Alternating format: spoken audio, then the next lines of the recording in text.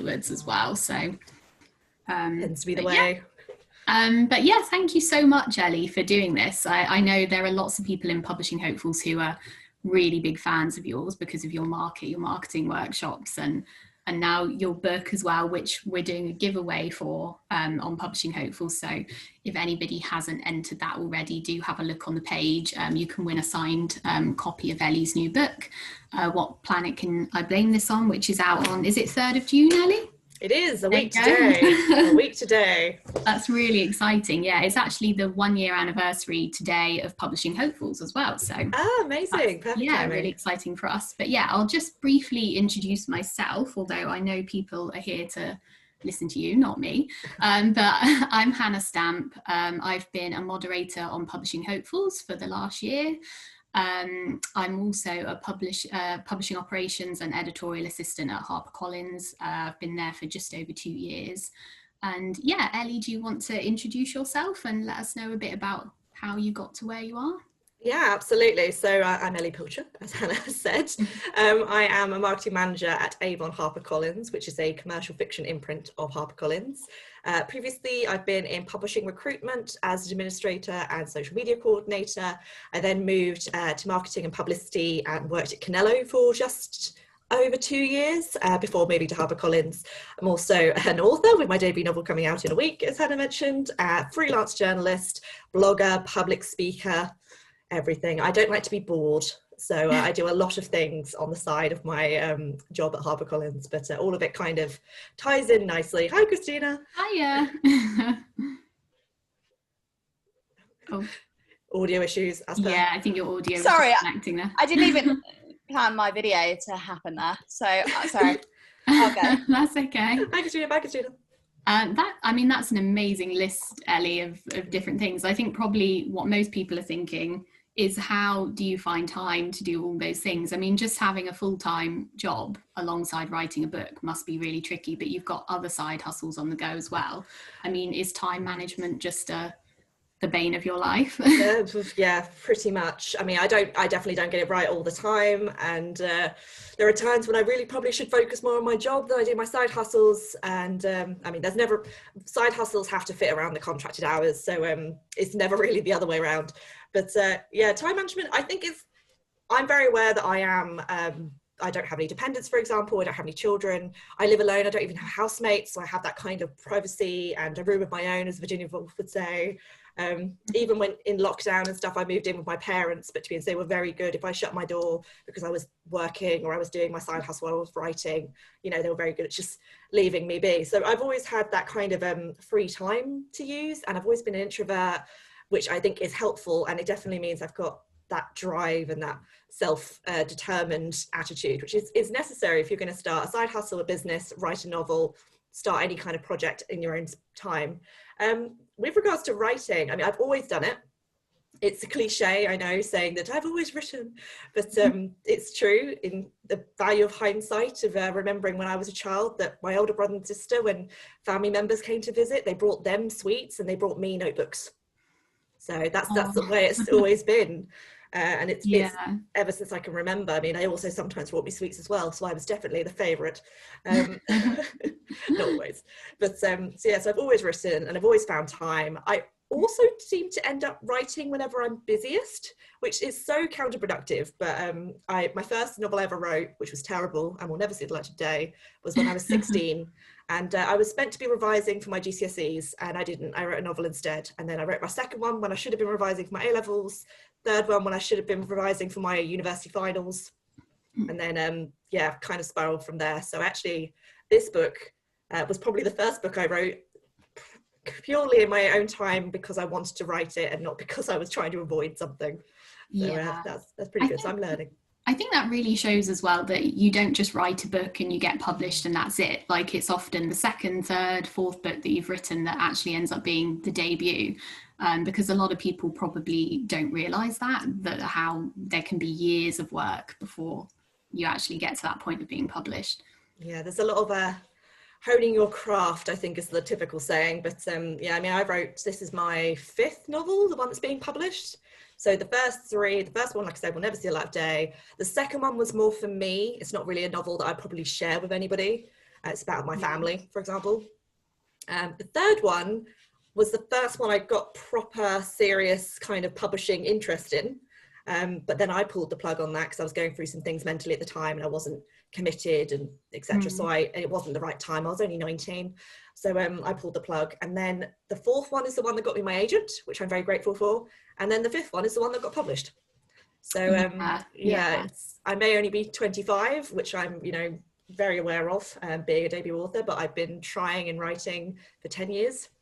Yeah. So, it's not a short process. Yeah, I think that's a valuable thing for all the publishing hopefuls who are doing endless job applications and feeling fed up as well. Perseverance is really key, and you just have to stick at it.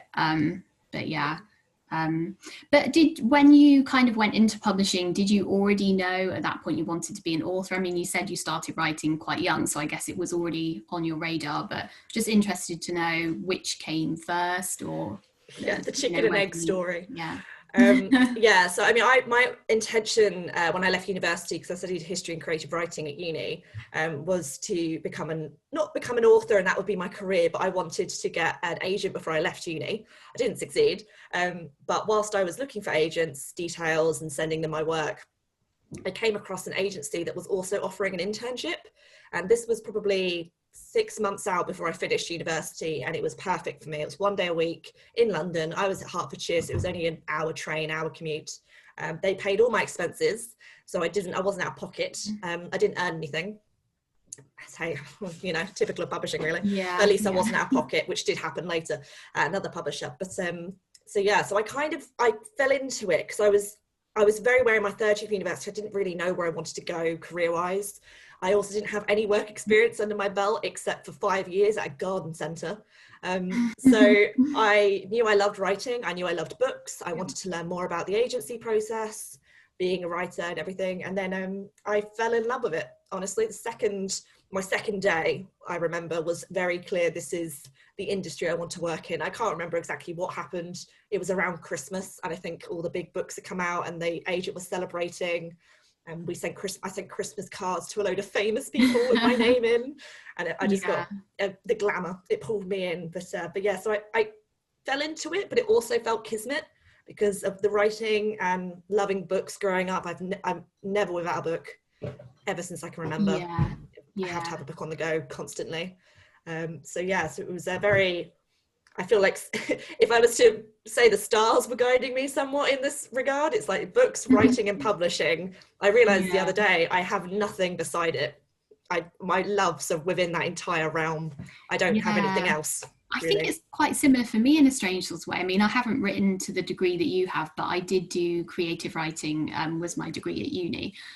So yeah, it was always books, writing, just something, anything within that I would have been happy to go with. But and I found out that I got my job at HarperCollins on my way home for Christmas, actually. So I think there's something about Christmas and just and books and it just being fortuitous. But yeah, somebody's just popped in the chat, actually. Did you find your experience working at the garden centre useful? Because I know transferable skills, it may not sound similar, but transferable skills is a big thing for trying to get into publishing. I did actually, surprisingly. I mean, not the actual things you do, like the vocational skills you might learn, for example, how to work computers and money and finances, but none of that really, because I was just a shop girl. I was a till girl. I worked in a cafe or I worked in the garden. I did rotations.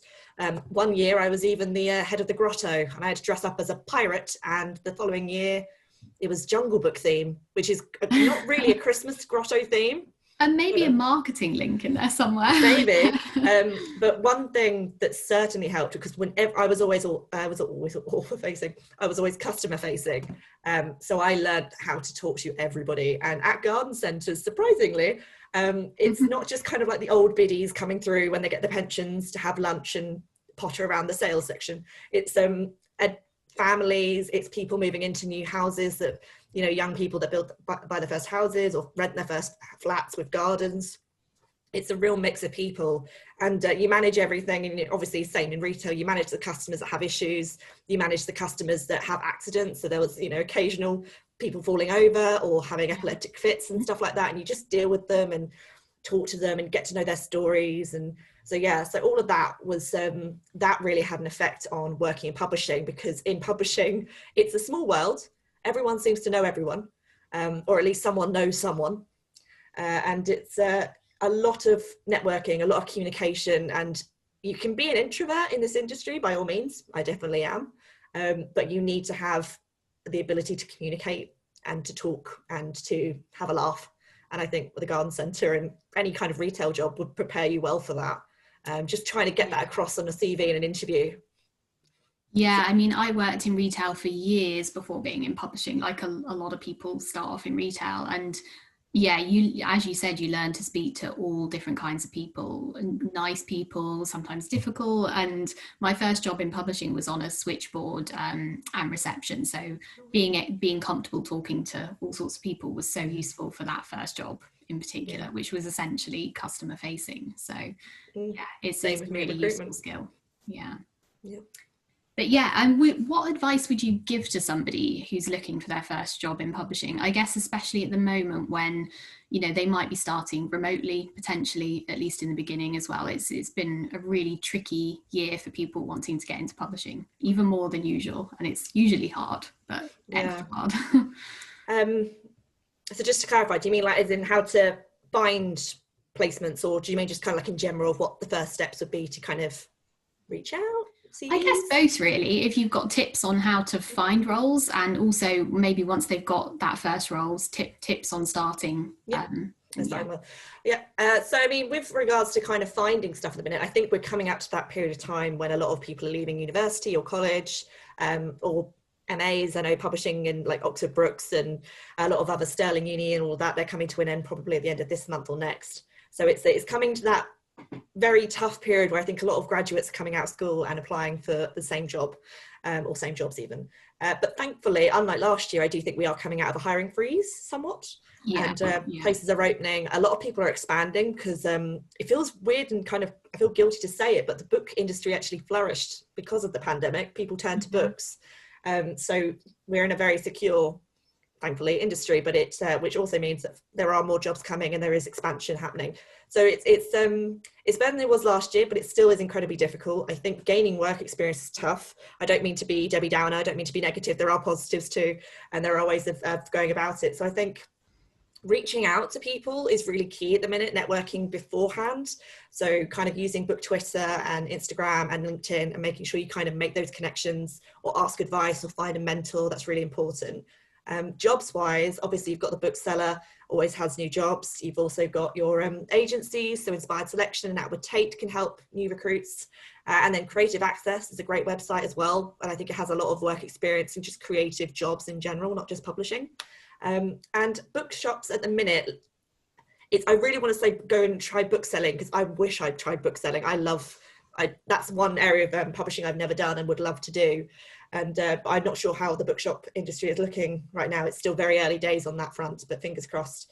But yeah, and then with regards to starting a new job, once you find the opportunity, and it may take a while, it's not the sort of thing that happens, you find a job advert on Friday, you apply, you have an interview on Monday.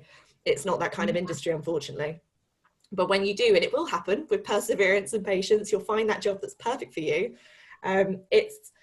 I think the thing I would definitely remind everybody is it's okay to make mistakes. I have this inane fear of messing up, even to this day, after being in this industry for 5 years. And it's the worst feeling in the world, particularly when you start a new job, is that fear of you're going to mess up, you're not going to know everything. But you have to remember you're not going to know anything, because it's your first job, or it's your first day at a new job, for example. And the best advice someone actually gave to me with that was to not expect to settle in for 6 months, which I thought at first, well, that's a bit long. Of course I'll settle in within 6 months. And actually it's true. You really it takes probably a proper 6 months before you even know your role, or know what you're doing, or who to contact, or what systems are which, even more so now. So yeah. We have so many systems at HarperCollins. I'm sure, Ellie, you'd agree. I mean, I still don't know them.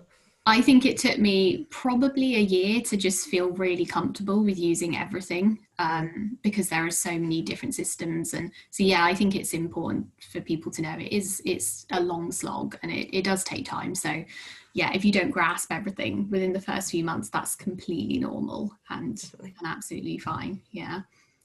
Would you say that there are any kind of definite do's or don'ts for CVs or cover letters? This is something that comes up on Publishing Hopefuls all the time, and there's so much conflicting advice about what should and shouldn't go in them, and it's a really tricky question, I guess, to answer. It is. It feels like it's a bit like the Facebook algorithm. It feels like it updates every 5 minutes and no one tells you.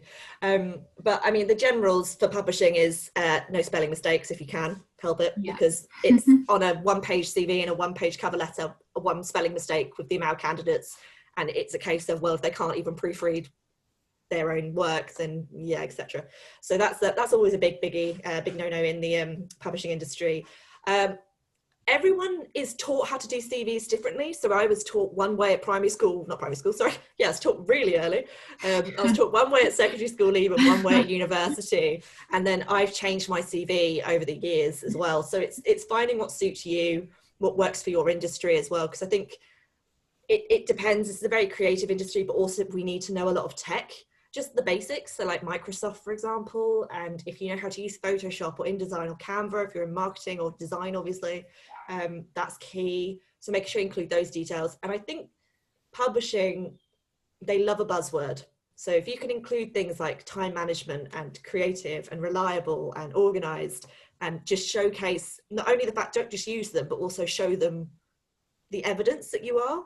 So like I said, with the retail, if you've got good customer service skills, prove it with an anecdote or a fact about your role. So use a buzzword, but then explain it. So I think with whenever I speak to people applying for any job, not just in publishing, but any job, every single line in your CV and also your cover letter should basically end with, and here's how, or here's why you should employ me, and here's how I did it, here's why you should employ me. And because it's, I mean, I don't know if it's a British thing, but we're not very good sometimes at speaking up at how great we are. Even now, I'm like shrinking at saying that. And our CVs and our cover letters, we can't do that. We have to completely showcase and talk about how brilliant we are and why we're perfect for this role. And not be modest or polite. It's being confident, not arrogant. There's a difference. Obviously, don't put I'm the best candidate for this role, because that's arrogant. But it's saying I have got perfect time management skills. I would really love to work for this company. And explaining why, they'll love that. They'll lap it up. Yeah, I think you're right. It's so hard to sell yourself, isn't it, and talk about how great you are. Like, it just doesn't come naturally to us, especially us Brits, I think. Yeah. I think proofread really, really carefully as well. I can remember when I was trying to get into publishing, I had a mentor at the time who pointed out that like my dashes were slightly different lengths between the dates on my CV. And it was just kind of like a ridiculous thing that I never would have noticed, but he'd been proofreading for decades. And he was like, this is exactly the kind of thing that an editor their eye will just go to it straight away when they look at your CV. So yeah, just even silly things like that, just publishing people are going to notice this stuff way more than like regular muggles, because we're obsessed with that kind of detail. But CV and cover letters are tricky, but there's no right or wrong. Well, there's probably wrong answers, but there's no kind of like solid right, this is the right way to do it, because every person that reads a CV, who works in HR or it's just an editor or anything, they're all going to read and look for different things. So it is a bit of a gamble no matter what. So just try your best, proofread it, make it neat, make sure you really sell yourself in it, and fingers crossed it works for you. And if it doesn't, reevaluate, look at it again, ask for advice, get someone else to read it, see what they think. Yeah, definitely. I think I really started to get a lot more responses for jobs once I revamped my CV a couple of times. I had 2 different mentors, and I revamped it once with the first one and then again with the second one. And suddenly I started to just get more responses, and yeah, it really did make a big difference. But I can see we've just had another question in the chat there. How would you suggest finding a mentor and then taking advantage of one when you have one? Yep, so there's many different routes to finding a mentor, and it can happen at any stage. It could be before you work in publishing and you're a publishing hopeful. It can be when you're working in publishing. I mean, for me, I got one when I was in publishing already. And I, being in marketing, I was able to get one through Book Marketing Society. And then at the time when I was in publicity, also the Publishers Publicity Circle. But I would say those were kind of groups, or what's the word I'm looking for here, societies basically, that you get into once you're in the industry, because they are paid for and they're fairly expensive to get a membership. So it's better to have a company. But prior to working in publishing, which is probably more important in this conversation, SYP is fantastic for this sort of thing. They have SYP Ahead, they have SYP, the one that's Into, I think it is. Into, there you go, yeah. Specifically for publishing hopefuls, they're fantastic. You've also got kind of just reaching out to people and talking and finding people that kind of suit you like will suit your personalities, or you can have similar conversations. It doesn't have to be someone, for example, if you're an editor, you want to be an editorial assistant, it doesn't need to be an editor. I mean, I'm a marketeer, for example, but I have mentored people in publicity, in marketing and editorial, because sometimes it's good to have that difference, because then we can talk about other things and talk about how you come across and how people come across. Are they personable?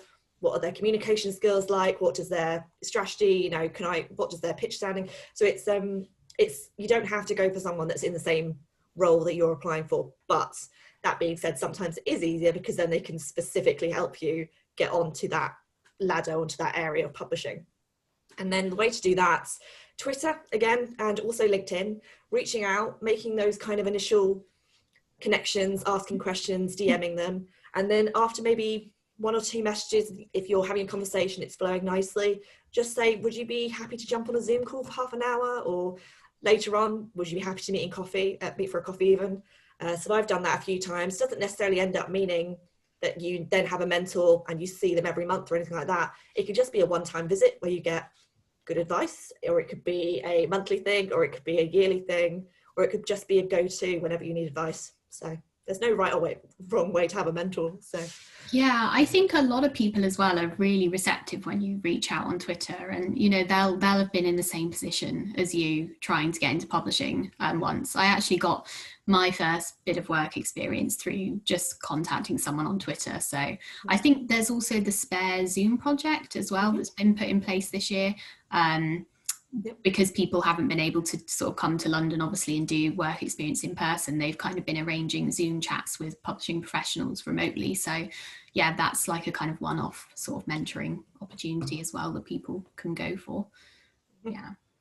Somebody's also asked if you have any advice and tips on interviews, and asking for feedback from the people who've interviewed you afterwards. Yeah, so I mean, I have a video on this where I probably talk more coherently about interviews, but there's I think there's always a lot of nerves around interviews, which is completely normal. I think if you're not nervous, then it's not the job for you, because if you're not nervous, then maybe you don't want it enough, even just subconsciously. I found that in the past, that if I wasn't nervous for an interview, if it was just, I'll just do this thing, then really it wasn't going to be the job for me, because I wasn't excited. And, nerves are just another way of being excited. It's just showcasing it in a different way. But when you are nervous, I think it's easier when you're on Zoom somehow, because you can have your water nearby, and you can play with your hands under the table, or you just shuffle, anything like that. So that's absolutely fine. But make sure you dress for it fully. Don't just wear your pajama bottoms and your top, because if you dress for it fully, then you're in interview mode. But I think with interviews, when you're in them, prepare as best as you can. And by prepare, I mean do things like the basics of research. So what books do they publish? What books have they got coming out? Who are maybe their lead authors, for example, if it's an imprint, and who works for the company at the minute? What have they done recently? So, for example, if you're looking for a marketing role, you need to go and have a look at what marketing they've been doing. So go look on their Twitter, Facebook, Instagram, just see what's been going on. There'll be competitions on there. Are there 99p assets? They've been doing a price drop or anything like that, because then you can showcase how much you know and how excited you are about the brand, because you've already done the work, and they will ask you about it. It always comes up. They'll ask you a question about the actual company or imprint or anything. The other thing I always say is you should have the 75-25 rule, which is the interview should be 75% you telling them why you're perfect for the role, why you're great for the role, what you'll do for the role. And it should be 25% them convincing you why you should work for them.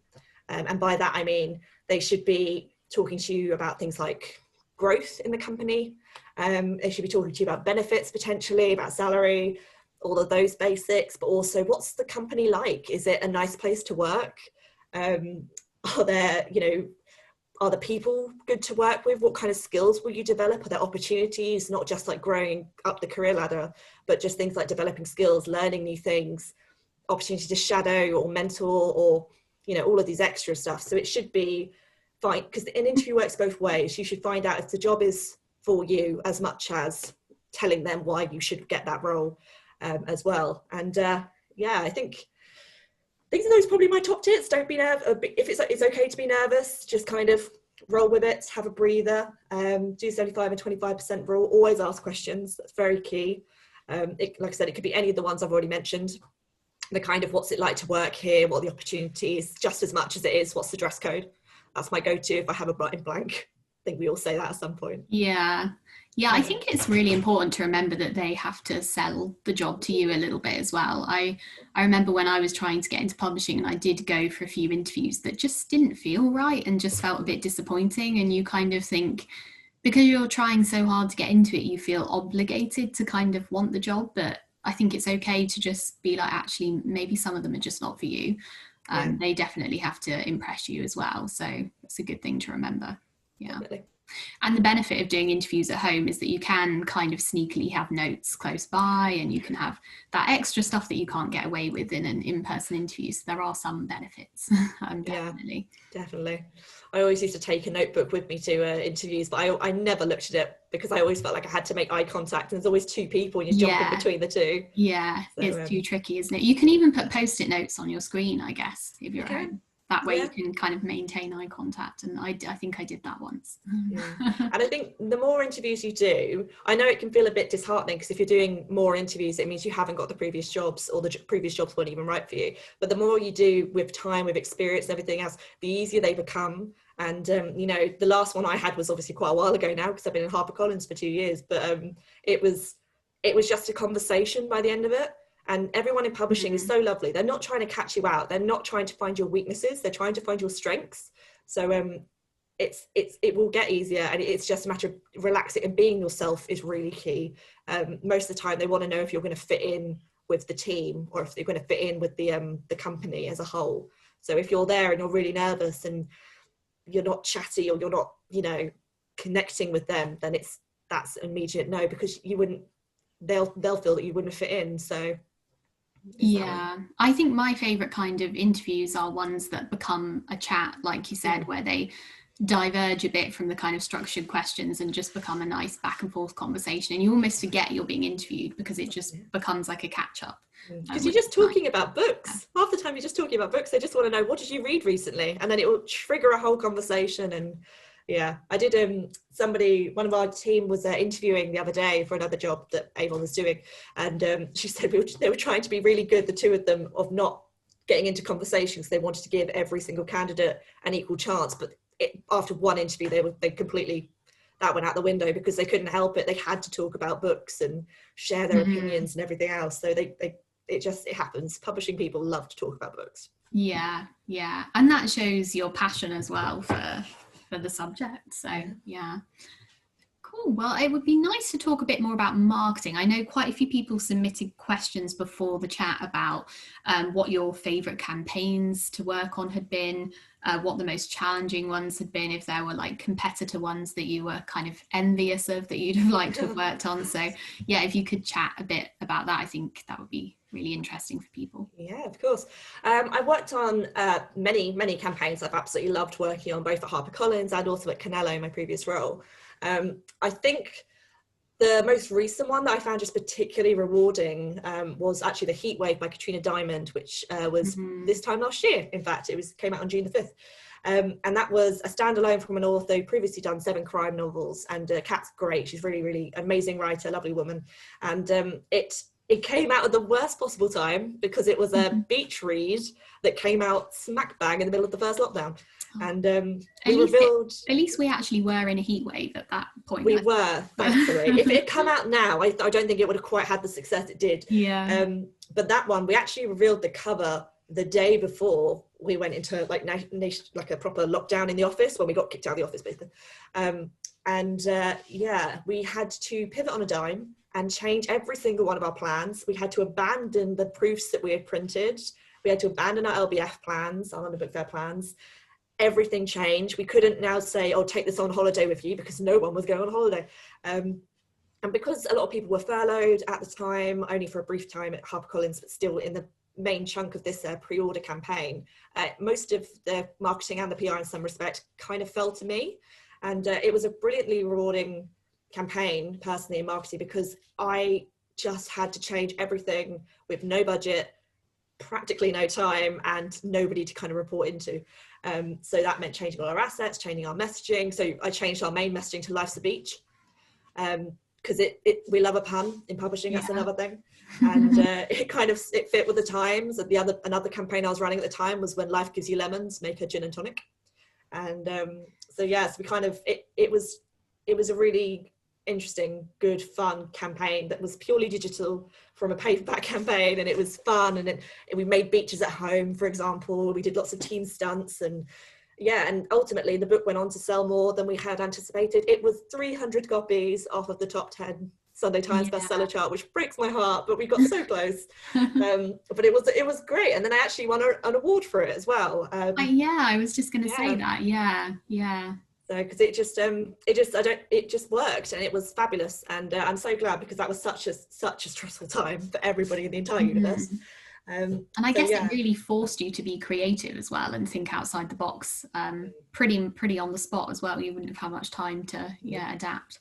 Yep, definitely. I love the cover for that book as well. It's so like blue and summery. It is the perfect beach read, which you had to read inside or outside if you had a garden in the heat wave. But it actually came out on the hottest day of the year. So there was some serendipitous moments, which is a marketer's dream.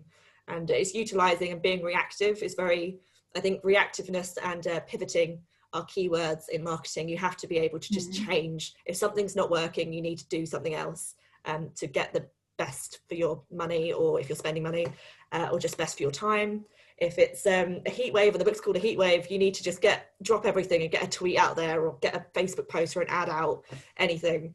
And those are very, very important for marketing at any level, be it assistant to director. You need to have those two, reactive and profitability. Do you think maybe the pandemic has kind of changed like marketing? I mean, obviously it has temporarily, but whether it will kind of going forward. I mean, we've sort of proven that a lot of publicity and stuff maybe isn't necessary, like the big kind of events and dinners, and that we spent quite a lot of money on before. We've sort of proven that you don't necessarily need those. You can actually do a low budget kind of campaign from home, mostly digital. It's just an interesting kind of thing to think about. I mean, I don't work in marketing or publicity, but just something I've kind of thought of. No, it is. I definitely felt a change. It used to be kind of almost 50-50 marketing and publicity across campaigns. And then obviously with lockdown, a lot of publicity was furloughed because it was just, there was no publicity really except the news about pandemic. So then it became pretty much purely marketing for at least 2 months. And then when they did come back, like you say, there were no events. A lot of publicity was pulled because of the pandemic, and a lot of people in magazines and newspapers were furloughed as well. So there was very little space for book publishing in nationwide magazines and newspapers. It was online only, really. And we pivoted quite nicely and started doing digital events and things like that.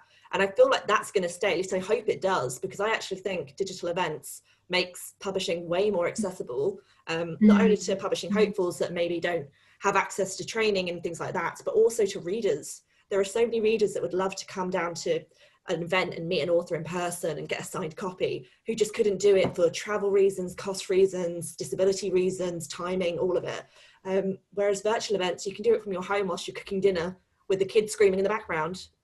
And you can still kind of have that one-to-one interaction with an author via a Q&A chat, or even via screen. So it's I really hope that's around to stay. But that was a learning curve for sure, and learning how to monetize events while keeping them pure and enjoyable is another thing.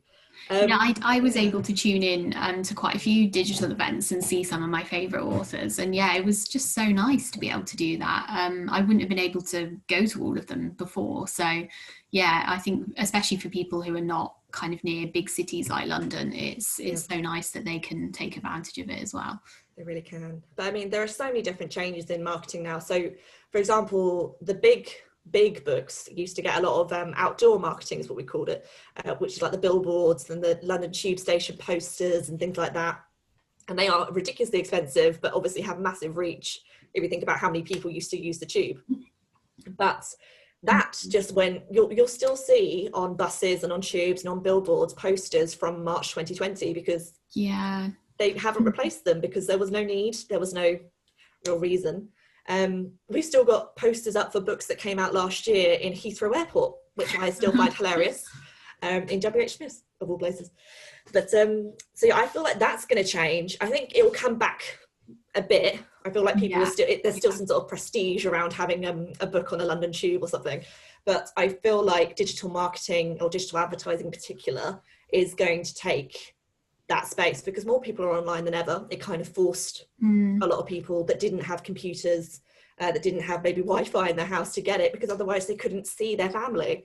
I know that several of my elderly relatives, for example, never thought they'd have Wi-Fi in the house, but if they didn't, they would have been on their own for the entire year. So it was an emergency. Yeah, absolutely. Lots of bookshops as well, obviously, who didn't have an online kind of platform before, adapted quite quickly and started doing online author events and things like that. So yeah, that hopefully they'll continue to sort of do that going forward, or a hybrid kind of combination of the two. Yeah. Definitely. But I do feel marketing is going to be very digital. And by digital, I don't just mean like computers, but also TV, radio, podcasts, TikTok, all of it is going to be utilized. Nothing is sacred when it comes to marketing. If you can reach an audience, we're going to use it.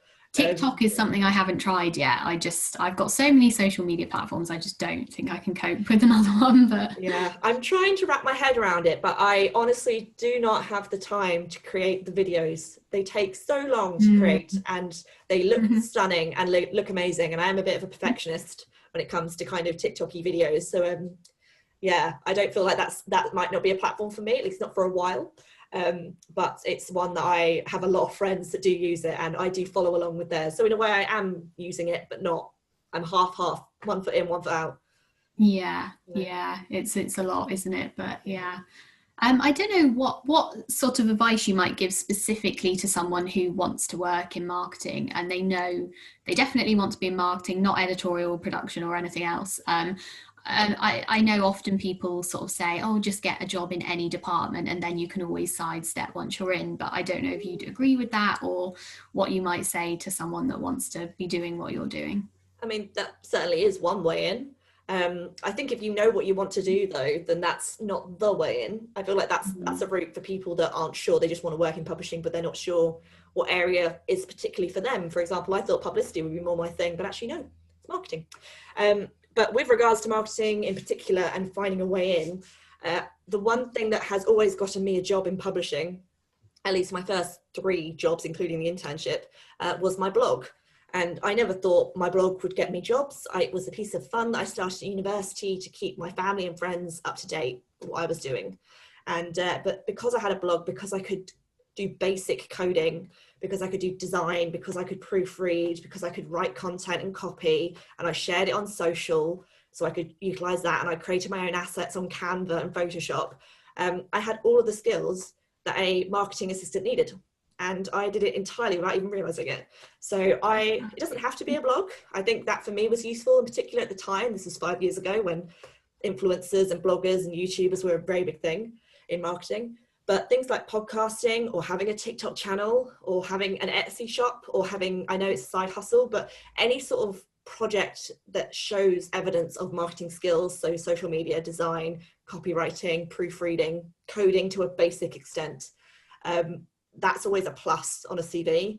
And I feel like with publishing, there are so many people applying for the roles that are on offer, and so few roles. You need to do as much as you can to stand out, and having those skills in advance of being an assistant or an exec, doesn't even need to be an assistant role, I think are beneficial, or will speed up the process somewhat.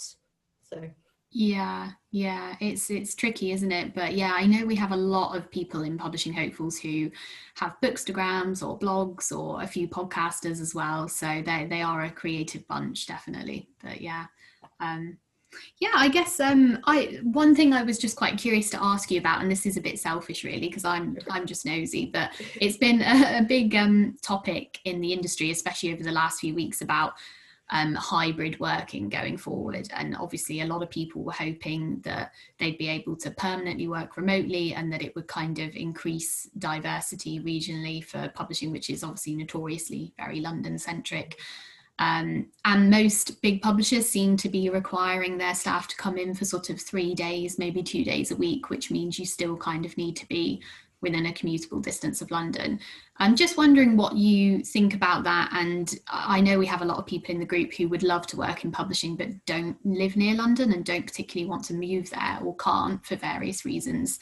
And just if you might have a few words of advice for them if they're kind of feeling a little bit deflated maybe over the last few weeks. Yeah, I completely understand that. Sadly, I kind of did see it coming, as much as the accessibility and virtual events over the last year have been fantastic. And I do feel like they're going to move us in the right direction. I didn't think that it would be allowed that people could work remotely full time, at least not from the big companies where it's somewhat imperative that people are able to come in for big events or meetings. I think we have at least 3 meetings a year where literally every single person involved in creating a book in every step is in a room together. And so I did kind of expect it. But that being said, the accessibility that virtual and remote working has proven, I feel will open up kind of those conversations and get people moving again. And so I know like HarperCollins, so Harper North is set up in Manchester, which I'm so pleased about. And that they launched in the pandemic lessons. They've only just met after a year, the team. Yeah. But they're flourishing and they're doing brilliantly. And they've got so much more, there's growth there to come. And I imagine that they'll grow as time goes on. So there's kind of a Northern Publishing, HarperCollins going already. And I hope like Hachette and the other big 5 and Penguin, for example, they follow suit and they kind of open up not only Northern and Scottish or anything like that, but also things like Southwest, so down in Devon and Exeter. I think there's a really flourishing, lovely book community down there, but also Wales, all across the board. I really hope that publishing sort of moves into, and just little imprints or something like that. I mean, Avon is a tiny imprint within HarperCollins, but we're small and mighty. You know, there's a team of 3. There's me, one other Marcoms exec, and a publicity press officer, and then the rest are editors, and that's it with the Avon pod. But you know, we could operate from anywhere, really. But we are a corporate publisher, and like I said, we do have these big meetings that we do need to be there for. Yeah.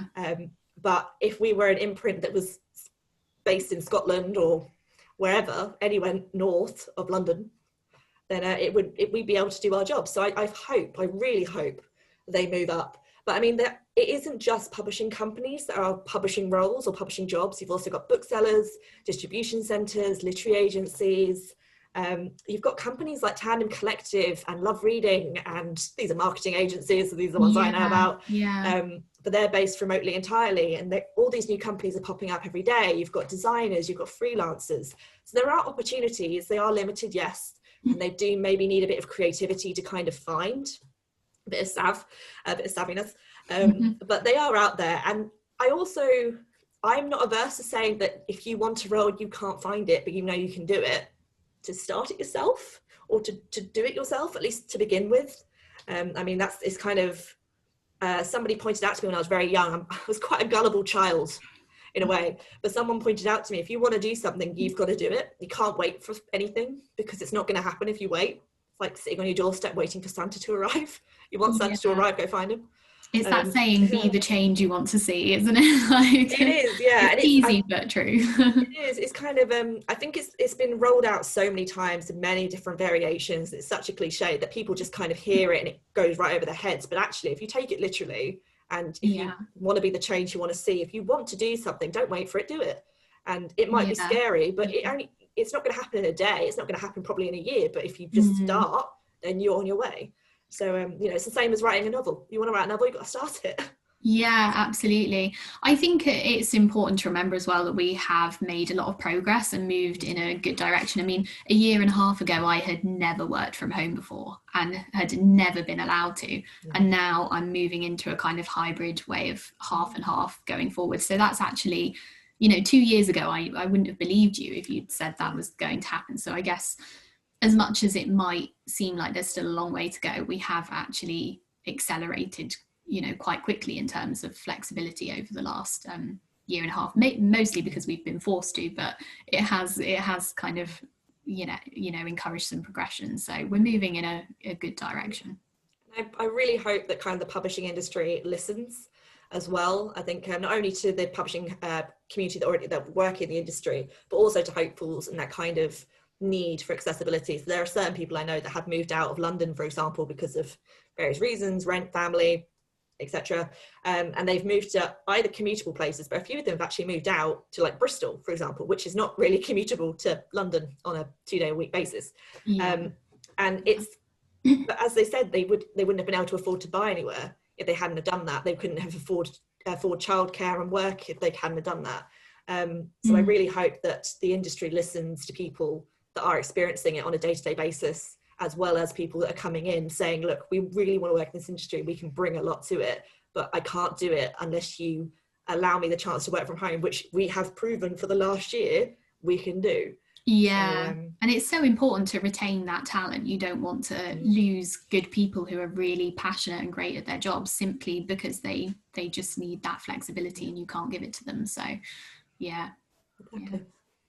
Great. Well, I think we're coming towards the end, but do you want to just tell us a little bit about your book before we finish? Just it's obviously really exciting. It's coming out in a week, and I know lots of people in the group would love to read it. So if you can tell us give us a few spoilers, tell us a little bit about it, that would be brilliant way to end. Spoilers. Someone says give us a few spoilers, and I just want to blurt it all out. Yeah, so it's a women's fiction / romantic comedy, whichever term you prefer. The story follows Crystal Baker, who is 29 years old, and all in the same day, her life completely falls to shit. She finds out her long-term boyfriend, has been cheating on her the entire time. She gets made redundant from her brand new job, and on the same day, the pipes burst in her brand new flat, and she is made homeless because of it. All of this happens, and her best friend, who's drunk at the time, says, oh, it's your Saturn return. And your Saturn return it happens every 29.5 years. It's when Saturn returns to the position it was when you were born. And it so supposedly, as the legend goes, signifies the beginning of the next stage of your life. But in order to start the next stage of your life, it destroys everything from the past one. And it feels kind of true in Crystal's case, what with everything going to shit in one day. So she decides that if the planets are to blame for her crappy life, then she can get her own back, and she's going to follow her horoscope and listen to the planets in every single regard, because that's the only way her life is going to get any better. And of course, it doesn't quite go to plan. So, yes, that's ... And that's that sounds like so much fun and just a really lovely escapist read, which I think we all need right now. Fingers crossed. So, and it's not based on me. Of course not, no. Yeah, at least I say that, and then my family and my friends that have read it have said, no, it's 90% based on you, Ellie. Well, thank you so much, Ellie. I can't wait to read your book. I remember you telling me vaguely about it sort of 2 years ago in the pub, and it was this sort of rough idea. And it's just, you've done incredibly well to, you know, get it published and do your job as well, and just I'm in awe of all the things you manage to do on a day-to-day basis. So yeah, thank you so much for giving up your time to chat to us and give us advice. I know there's lots of people in the group that really love everything you do, and you can follow Ellie on Twitter if you're not already. She does lots of marketing workshops and gives out lots of advice, and is just generally a nice person to follow. So I think it's at Ellie Pilcher 95, is it your Twitter handle? Yeah. Yep. So go and follow Ellie and buy her book, out next week.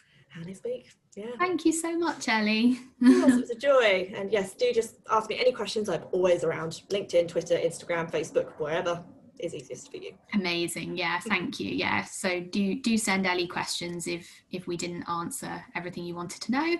And this will be on YouTube afterwards as well. So yeah, do feel free to kind of share if you know anyone that couldn't make it. But yeah, thank you, Ellie. Thank you very much. Good luck for next week. It's been so nice chatting to you. Bye. Cheers. Bye.